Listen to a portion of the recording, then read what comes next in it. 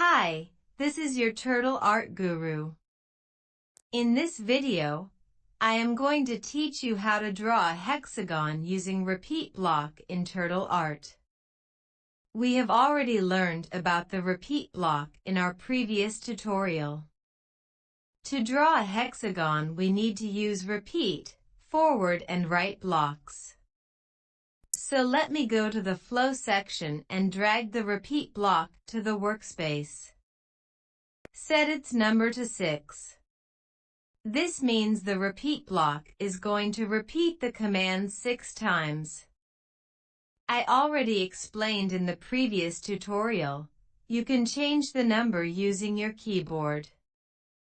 Now place the forward block within the repeat and change its value to 100. Also add the right block to it and change the angle to 60.